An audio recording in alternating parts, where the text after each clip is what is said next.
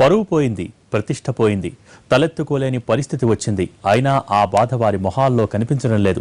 అస్సలు ఏమాత్రం ఫీల్ అవ్వట్లేదు.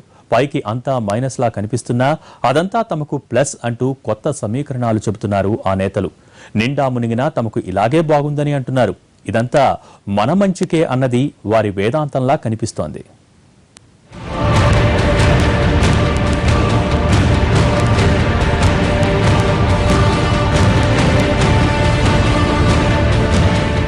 ఎమ్మెల్సీ ఎన్నికల్లో కాంగ్రెస్ కు తగిలిన దెబ్బ అంతా ఇంత కాదు. ప్రధాన ప్రతిపక్షంగా బలం ఉండి కూడా అన్ని సీట్లకు పోటీ చేయలేకపోయిన కాంగ్రెస్ చివరకు పోటీకి పెట్టిన అభ్యర్థుల్ని కాపాడుకోలేకపోయింది. ఇది తీవ్ర అవమానంగా పార్టీ కేడర్ భావిస్తుంటే అగ్రనేతలు మాత్రం లోలోపల తెగ సంబరపడిపోతున్నారట. పార్టీ పరువంతా పోతే సంబరపట్టమేమిటి, అలా ఎలా అనుకుంటున్నారా?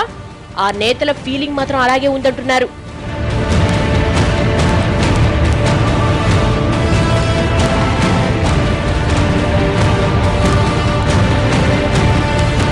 ఎమ్మెల్సీ ఎన్నికల్లో కాంగ్రెస్ పార్టీకి బలం ఉన్నమాట వాస్తవమే. కానీ నేతలంతా టీఆర్ఎస్ లోకి వలస వెళ్లడంతో స్థానిక సంస్థల్లో సీన్ రివర్స్ అయింది. అయినా పోటీ చేయాలి కాబట్టి తప్పదన్నట్టు పోటీకి దిగింది కాంగ్రెస్. 8 సీట్లలో పోటీ చేస్తామని బీరాలు పలికి 6 చోట్లకే పరిమితమై చివరికి 3 జిల్లాల్లో మాత్రమే పోటీలో మిగిలింది హస్తం పార్టీ. ఈ 3 జిల్లాల్లోనైనా ఏవి గెలుస్తాయో గట్టిగా చెప్పలేని కాంగ్రెస్ తాజా పరిణామాలు తమకు కలిసొస్తాయని ఆశపడుతోంది.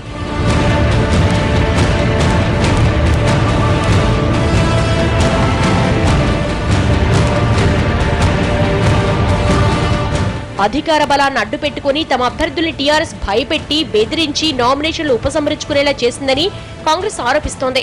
దీన్ని ప్రజలు గమనిస్తున్నారని, అధికార బలంతో టీఆర్ఎస్ చేస్తున్న విచ్చలవిడి వ్యవహారాలు తమ పార్టీపై సానుభూతి పెంచాయనంటోంది కాంగ్రెస్.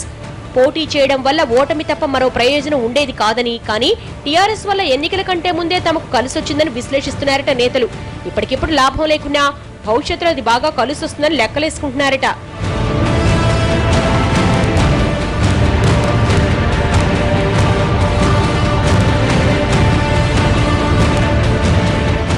ఇంకొకటి కూడా చెప్తున్నారు, మంచుకో చెడుకో తమ అభ్యర్థులు బరిలోంచి తప్పుకోవడంతో క్యాంపులు పెట్టాల్సిన అవసరం, డబ్బు ఖర్చు చేయాల్సిన పని తప్పిందని లోపల సంబరపడిపోతున్నారట కాంగ్రెస్ నేతలు.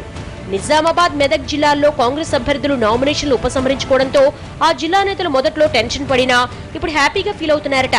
ఎలాగూ ఓడిపోయే స్థానాలే, కాకపోతే ముందే ఫలితం తెలిసిందని, డబ్బు మిగలడంతో పాటు ప్రయాస తప్పిందని సంబరపడిపోతున్నారట.